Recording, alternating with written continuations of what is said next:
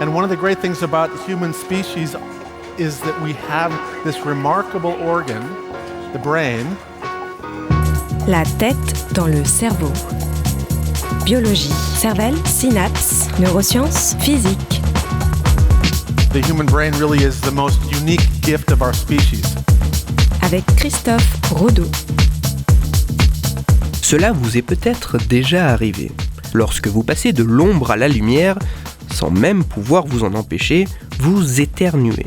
Ce curieux phénomène est appelé le réflexe photo-sternutatoire, et il a plus à voir avec vos yeux qu'avec votre nez. La tête dans le cerveau.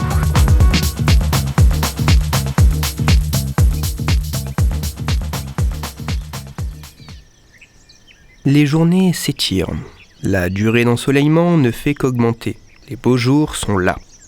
Et avec ce temps de soleil disponible qui s'accroît, certains d'entre nous se mettent un peu plus souvent à éternuer. Ces curieux éternuements ne se produisent pas à n'importe quel moment, ils se produisent notamment lors du passage d'un espace ombragé à un espace beaucoup plus lumineux, beaucoup plus ensoleillé. Mais quelle en est la cause ? Il semblerait assez logique de penser que tout ceci provient du nez.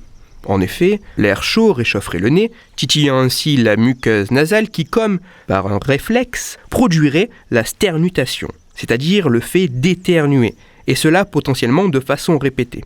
Pourtant, il s'avérerait qu'il n'en soit rien, et que notre nez soit hors de cause dans cette affaire. Les fautifs seraient en réalité nos yeux.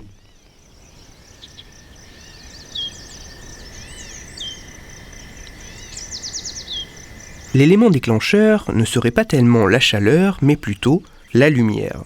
Et de ce fait, ce ne serait pas notre nez qui serait touché, mais bien nos yeux.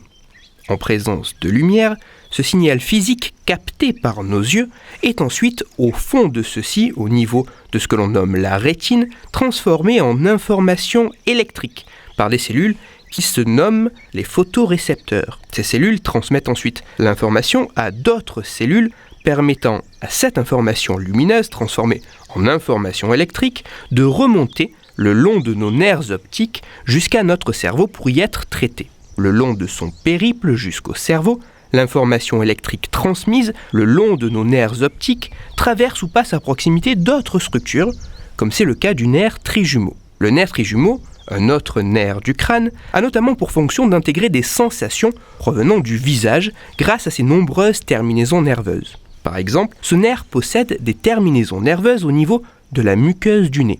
Terminaisons qui habituellement servent à détecter la présence de poussière ou de corps étrangers dans le nez. En présence d'un tel intrus, c'est notamment par l'action du nerf trijumeau que sera déclenché le réflexe sternutatoire, le réflexe d'éternuement afin de chasser l'intrus de la cavité nasale. En temps normal, tout se passe bien. Les informations du nerf optique circulent en parallèle et indépendamment des informations du nerf trijumeau. Mais chez certaines personnes, lors du passage d'un espace ombragé à un espace plus lumineux, l'augmentation de lumière captée par nos yeux entraînerait une sorte de court-circuit.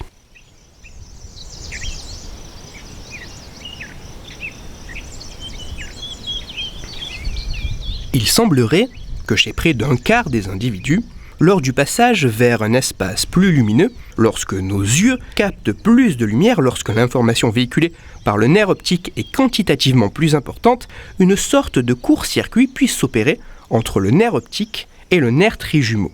C'est ainsi que chez certaines personnes, lorsque la luminosité augmente, l'information lumineuse qui transite vers le cerveau exciterait le nerf trijumeau, mimant l'activité normalement liée à la présence d'un élément indésirable au niveau du nez, déclenchant ainsi le réflexe d'éternuement. C'est ainsi que chez certaines personnes, la simple augmentation de luminosité pourrait être à l'origine du déclenchement d'une salve d'éternuement à cause d'une sorte de court-circuit entre le nerf véhiculant l'information lumineuse et celui détectant la présence d'intrus au niveau nasal.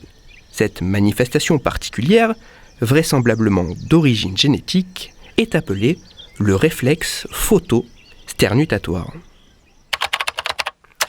Si vous éternuez à cause de vos yeux, sachez que vous ne pouvez pas y faire grand-chose si ce n'est réduire les variations importantes de luminosité en vous munissant d'une bonne paire de lunettes de soleil. Toutes les références de ma chronique se trouveront sur mon site Cerveau en argot. Et pour approfondir la chronique d'aujourd'hui, je vous renvoie vers un article disponible sur Internet. Cet article se nomme « Pourquoi certains éternuent-ils au soleil et pas d'autres ?» Il est écrit par Lise Loumet et il est à lire sur le site scienceetavenir.fr. Pour discuter science et cerveau, vous pouvez me retrouver sur Twitter, @Christophe_Rodo, R-O-D-O, et sur mon blog Cerveau en argot. Je vous rappelle aussi que si vous, auditeurs, vous avez des questions ou des sujets dont vous voudriez que je parle, n'hésitez pas à me le faire savoir directement via mon compte Twitter ou par mail à l'adresse latêtesdanslecerveau@gmail.com et j'essaierai d'y répondre dans une future chronique. Christophe Rodo. La tête dans le cerveau.